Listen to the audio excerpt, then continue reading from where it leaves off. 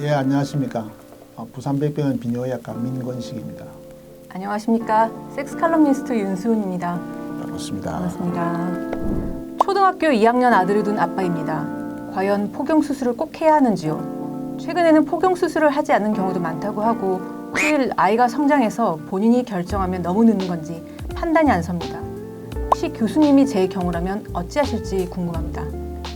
꼭 포경 수술을 해야 하는 겁니까? 결론적으로 얘기하면 꼭 할 필요는 없다라고 생각이 들고요. 대신 저는 하기를 좀 권해드리는 입장이긴 하고요. 네. 부모로서 좀 그런 관심을 기울이는 것에 대해서 한국 사람들이 너무 내하고 관련되어 있는 모든 일에서 내가 결정 다 하고 내가 다 판단해야 된다라고 생각이 좀 많은 것 같아요. 그래서 일단은 제라면 어떻게 하겠는가를 물어봐서 저희 경우로 말씀드리겠습니다. 저는 남자애만 둘이 있는데요. 첫애가 지금 35, 작은 애가 29. 첫애는 4학년쯤인가요? 그때쯤 수술을 했습니다.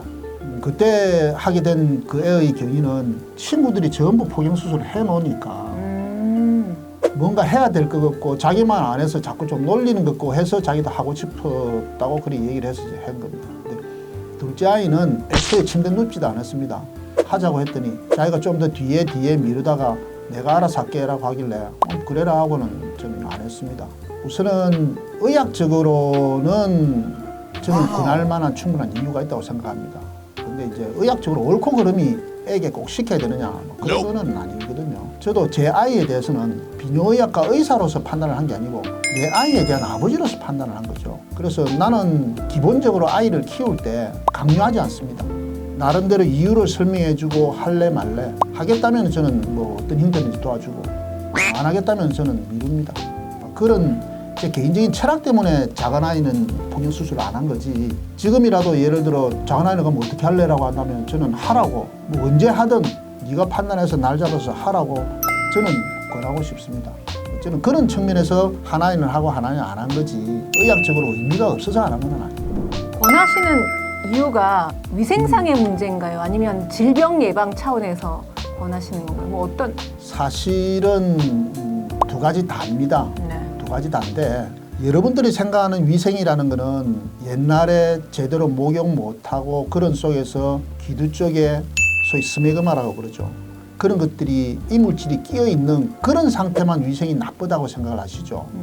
근데 저희들은 그런 수준을 조금 넘어섭니다. 겉으로 보기에는 깨끗해도 거기는 항상 주름이 져 있습니다. 그런 것들에 대한 얘기죠. 우리 보통 보시면 피부가 주름이 들면 눈으로 봐서 뭐가 끼어 있어서 더럽고 깨끗하고가 아니고 그러지 않아도 그 부위는 문제가 됩니다. 일반적인 위생관계도 문제가 좀 되고요. 확실히 질병을 예방하는 부분들이 있습니다.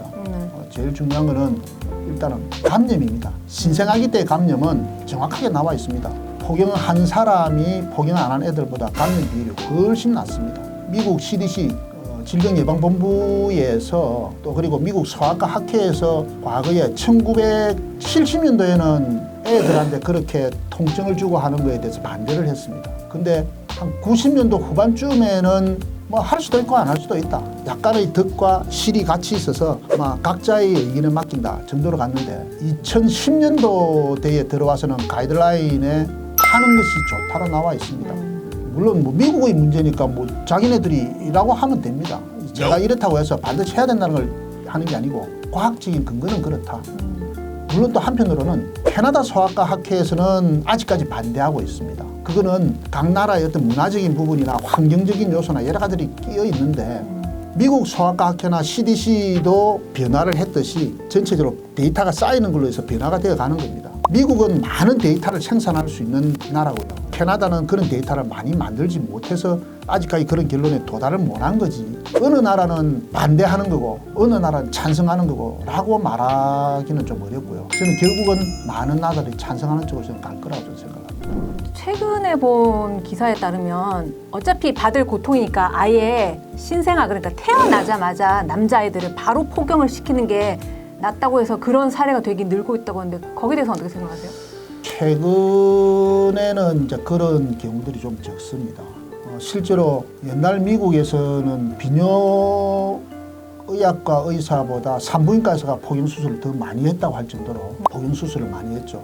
또 사실 비뇨의과 그 외성기에 요도, 음경에는 기형이 적잖이 있습니다. 그런 기형이 있을 때는 그 수술하면 안 되는 경우들도 있습니다. 근데 산부인과가 그런 걸 좀 모르고 하는 경우들이 있거든요.